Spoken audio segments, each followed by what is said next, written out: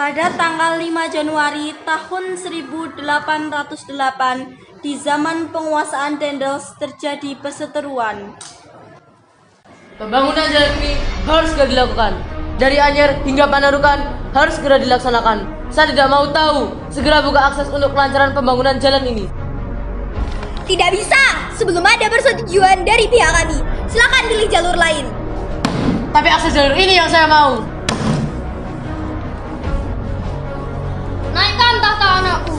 Dengan demikian akan memperlancar birokrasi kita. Bagaimana mungkin di usia yang masih begitu muda, Hamengkubuwono V bisa memimpin kerajaan kita? Di tahun 1823, datanglah residen Belanda pimpinan Smitherd untuk berunding.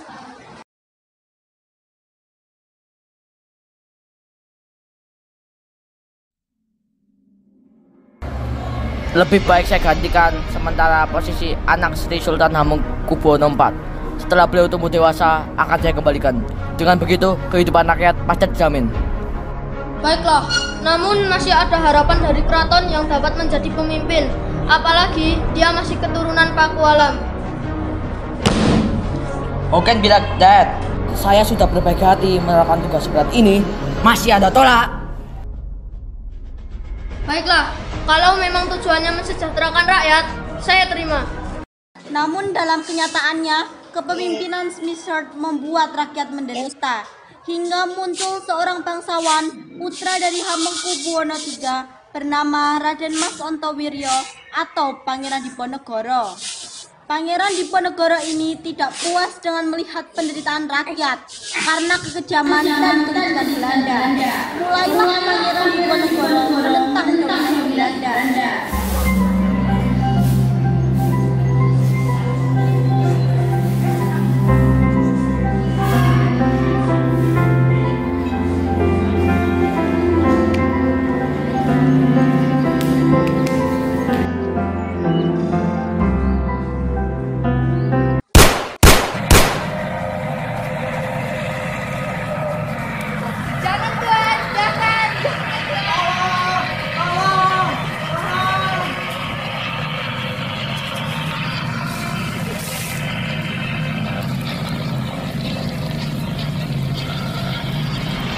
Kita harus memperoleh uang dari mana lagi untuk membayar kompensasi?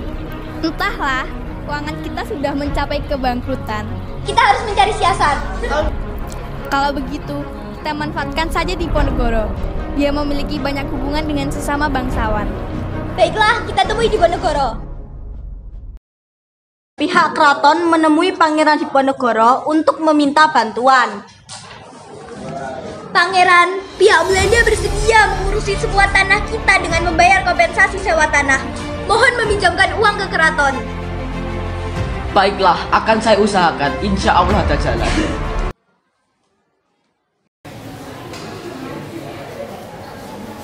Pangeran Diponegoro memanggil Patih Danurejo. Patih Danurejo, kemarilah. Ada apa, Pangeran? Mengapa kalian bersedia bekerja sama dengan Belanda dengan memberikan kompensasi berupa penyewaan tanah? Dengan kami memberikan kompensasi tersebut, Belanda bersedia mengurusi semua tanah kita. Benar apa yang dikatakan Patih Danurejo. Pihak Belanda membantu kita, tapi ini juga menguntungkan bagi kita. Memang, apa saja keuntungan yang kalian dapat dari pihak Belanda? Banyak sekali, tetapi kami tidak bisa sebutkan satu persatu. Yang jelas, kami akan tetap bekerja sama dengan pihak Belanda. Kita putuskan hubungan dengan pihak keraton. Pangeran Diponegoro melakukan perlawanan. Saat proses pembangunan Jalan Anyer Panarukan, perlawanan Pangeran Diponegoro dikecam oleh pihak Belanda.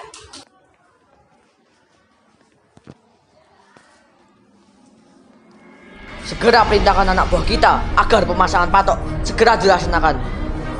Baik, segera saya laksanakan. Tetapi, apakah sudah mendapat persetujuan dari Pangeran Diponegoro? Karena pemasangan patok tersebut akan melewati pekarangan milik Pangeran Diponegoro. Biarkan saja, I don't care. Ini demi kelancaran pembangunan. Pasukan, pasang segera patok-patok itu.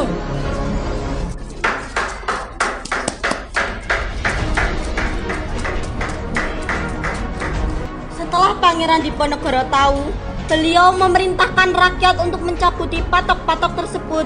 Kemudian Patih Danurejo datang. Apa-apaan ini? Pasukan cabutlah patok-patok ini.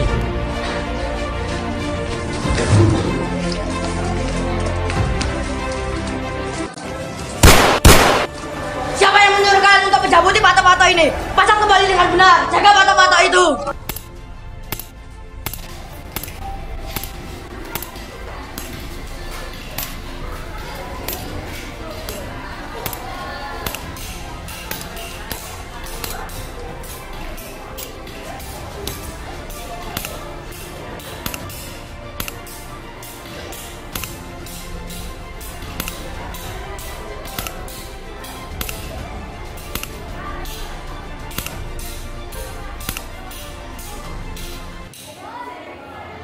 Tuan, bagaimana cara kita berlindung untuk sementara ini?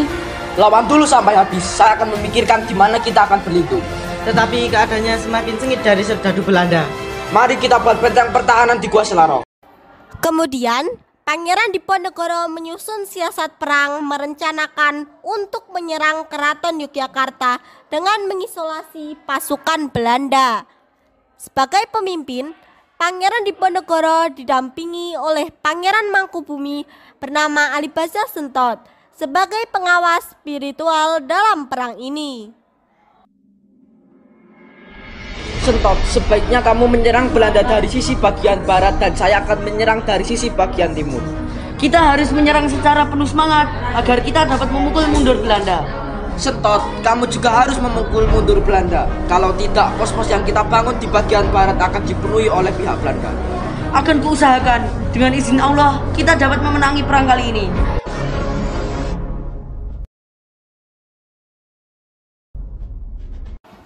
Perang semakin meluas, hampir di seluruh Jawa. Karena itu, Belanda berusaha meningkatkan kekuatannya di bawah pimpinan Jenderal de Kock.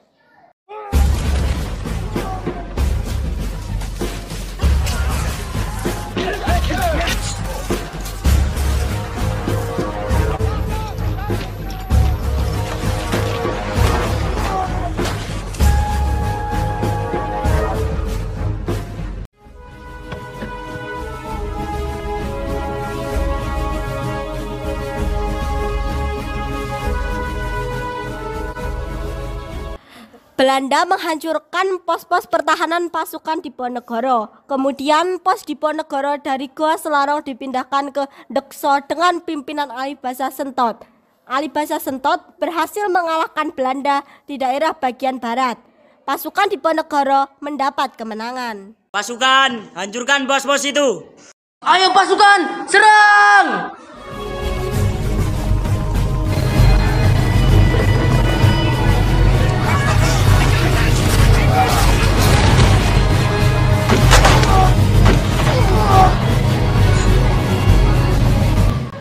Pasukan Belanda marah karena tidak dapat menghadapi Pangeran Diponegoro.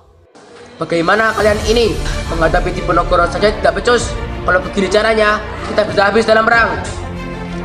Tapi kami sudah menjalankan siasat yang telah disusun. Alasan, untuk buat strategi benteng Stersel. Tanggal 28 Maret 1830, suasana di kediaman Residen Falk di tengah kota Magelang ramai. Pangeran Diponegoro beserta pengikutnya masih tak curiga dan tetap dalam niatan baik untuk bersilaturahmi mengingat saat itu sedang berlangsung perayaan Idul Fitri. Pangeran Diponegoro disambut ramah perwira dan pejabat Belanda. Dilanjutkan acara ramah tamah di dalam gedung Kadisidenan Kedu tersebut. Sampai suatu saat muncul dialog membahas kelanjutan nasib tanah Jawa dan sang pangeran sendiri. Sebaiknya Tuan tidak usah kembali ke Menteseh. Tinggal di sini saja bersama saya. Mengapa saya tidak diizinkan untuk kembali? Apa yang harus saya lakukan di sini? Saya hanya datang untuk beramah tamah, seperti kebanyakan orang Jawa setelah akhir bulan puasa. Saya akan menahanmu supaya masalah selama ini lekas selesai. Ada masalah apa, Jenderal? Sesungguhnya saya tidak merasa ada masalah. Saya juga tidak menaruh benci kepada siapapun. Tidak, terserah Pangeran setuju atau tidak. Saya akan menuntaskan masalah politik hari ini juga. Jenderal, kamu sangat jahat. terburu-buru memutuskan dan tidak dibicarakan selama bulan puasa. Hatiku busuk jika tahu begini, aku tidak akan membiarkan kedua utusanmu ke Bagelen.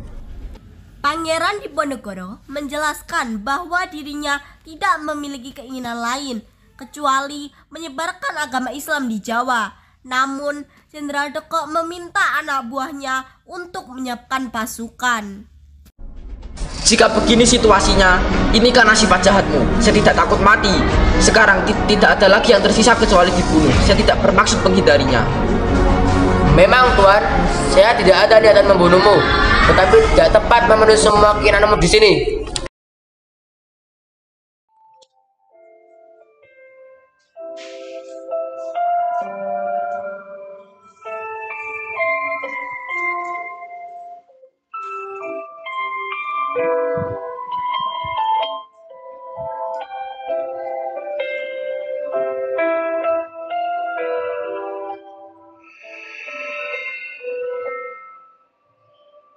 Pangeran Diponegoro pun menghampiri beberapa pengikutnya.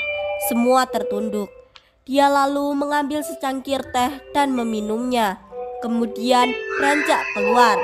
Kereta kuda residen telah dipersiapkan di depan rumah, segera membawa Pangeran Diponegoro menuju tanah pengasingan.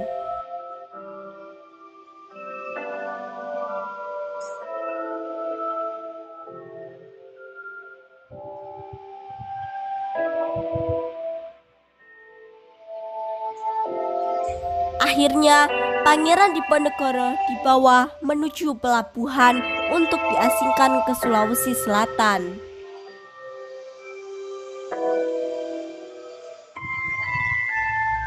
Hingga Pangeran Diponegoro meninggal di benteng Belanda yang berada di Makassar, yaitu benteng Fort Rotterdam. Betapa hatiku takkan pilu telah gugur pahlawanku. Betapa hatiku takkan sedih hamba ditinggal sendiri. Siapakah kini pelipur lara non setia dan perwira? Siapakah kini pahlawan hati pembela bangsa sejati? Telah gugur pahlawanku, tunai sudah janji bakti. Gugur satu, tumbuh seribu.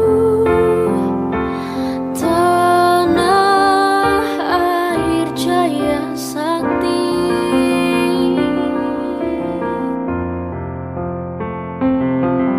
Gugur bungaku di taman bakti di hari bulan pertiwi.